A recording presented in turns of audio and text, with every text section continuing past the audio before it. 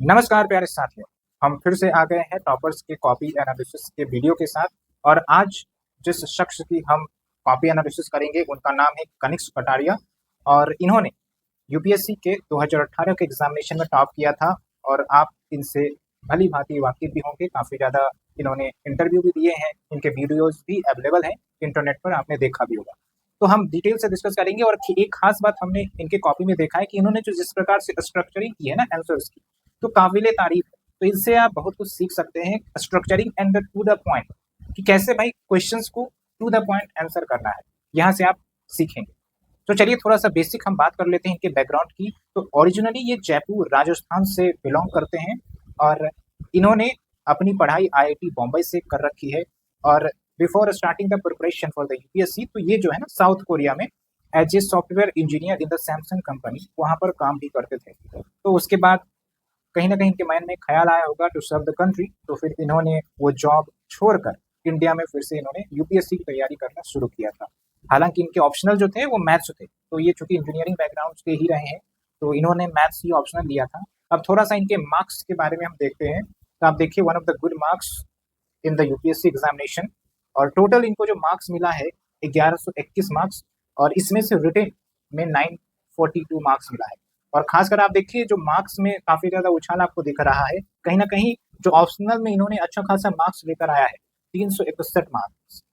कहीं ना कहीं ये भी एक बहुत बड़ा कंट्रीब्यूटिंग फैक्टर रहा है टुवार्ड्स हिज रैंक। तो इसलिए कहा जाता है कि भाई ऑप्शनल जो चूज किया जाना चाहिए काफी ज्यादा स्मार्टली चूज करना है, जिसमें हम स्कोर कर सकते हैं, रेदर कि आप जिसमें इंटरेस्टेड है। क्योंकि कभी कभी क्या होता है कि ऑप्शनल आपको इंटरेस्टिंग लगेगा लेकिन वो स्कोरिंग नहीं होता है, इसलिए ऑप्शनल चूज करते वक्त काफी ज्यादा राय विचार लेनी चाहिए व्यक्ति से।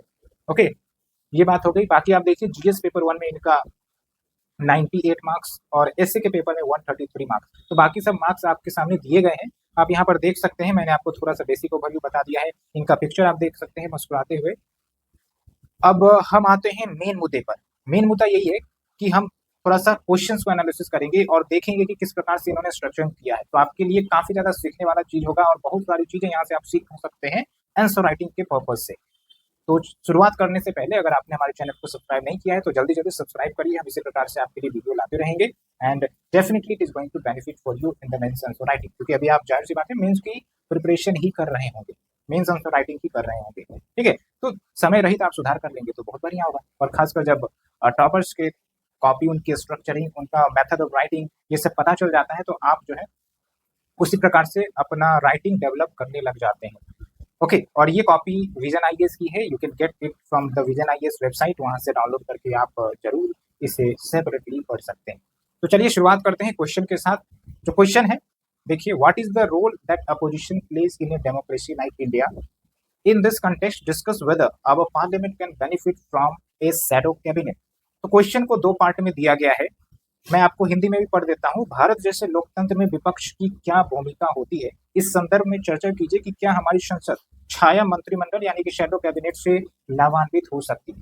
तो दो पार्ट में क्वेश्चन पूछा गया है और इन्होंने देखिए कि दोनों पार्ट को काफी सुंदर से एड्रेस करने का प्रयास किया है। उससे पहले उन्होंने क्वेश्चन बढ़िया से पढ़ा, इसलिए आप देखेंगे कि हाईलाइटेड भी है, ये जो आप ब्लू कलर में देख रहे हैं ये यही दर्शाता है कि इन्होंने क्वेश्चन बहुत ही अच्छे से पढ़ा। अब आते हैं मेन इनका जो स्ट्रक्चरिंग रहा है। देखिए इन्होंने टू द पॉइंट आंसर से शुरुआत किया, डायरेक्ट इन्होंने लिखना शुरू किया कि भाई role of opposition is very critical to the functioning of any democracy.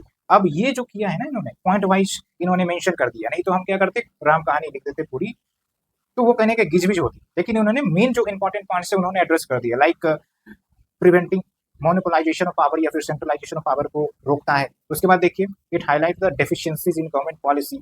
उसके बाद देखिए अल्टरनेटिव टू द पीपल, कि भाई एक जो है सही काम नहीं कर रहा है तो दूसरा आ जाएगा। फिर देखिए debating legislations and providing criticism, कि भाई कोई भी कानून वानून पास हो रहा है तो उस पर डिबेट डिस्कशन होगा और जहां असहमति है, क्रिटिसिज्म है तो उसको भी बताया जाएगा। तो इन्होंने टू द पॉइंट जो भी मेन इंपॉर्टेंट बिंदु थे उसको एड्रेस कर दिया।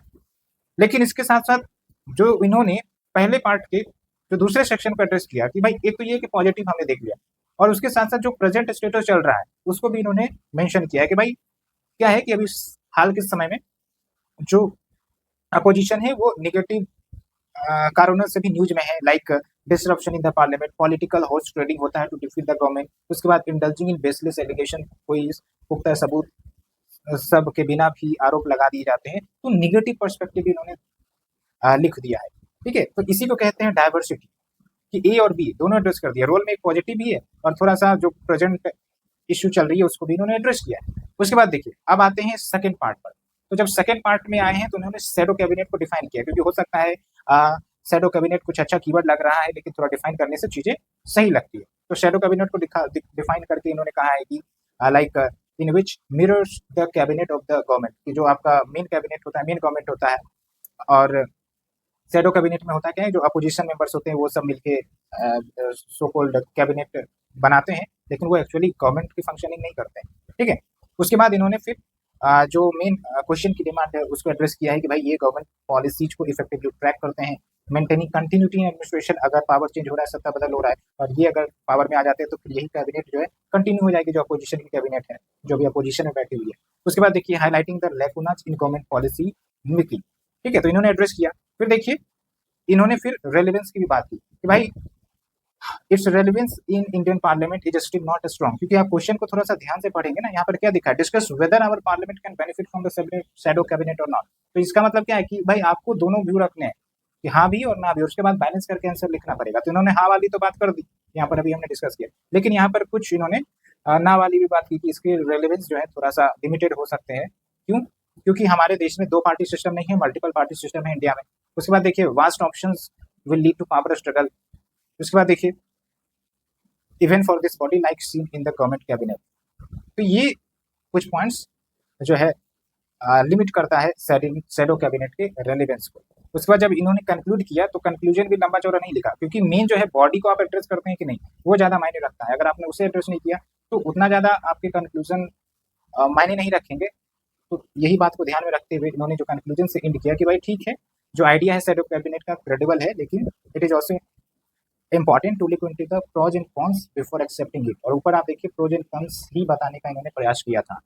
तो जिस प्रकार से इन्होंने स्ट्रक्चरिंग की है और जो पॉइंट वाइज फॉर्मेट में टू द पॉइंट क्वेश्चंस को एड्रेस किया है, that makes him as a topper. यही आपको सीखना है कि भाई जहां जरूरत हो जिस पॉइंट की, जिस फ्रेमवर्क की, वो यूज करिए। अगर पॉइंट वाइज यूज करते हैं तो बहुत बढ़िया, ये थोड़ा सा आंसर देखने में भी अच्छा लगता है। ओके, तो that is the main thing we can learn. And next important thing कि क्वेश्चंस जो भी डिमांड कर रही है उनको एड्रेस किया है। फर्स्ट पार्ट में देखिए 2 डायमेंशंस को इन्होंने कवर किया, तो जब सेकंड पार्ट है तो इसमें भी 2 डायमेंशन को कवर किया, और जो प्रेजेंट रेलेवेंस है उसकी भी मेंशनिंग की है। तो hope you understood, and you will be applying in your answer writing. So thank you for watching, and we will be discussing more copies of the toppers that you can get benefit from.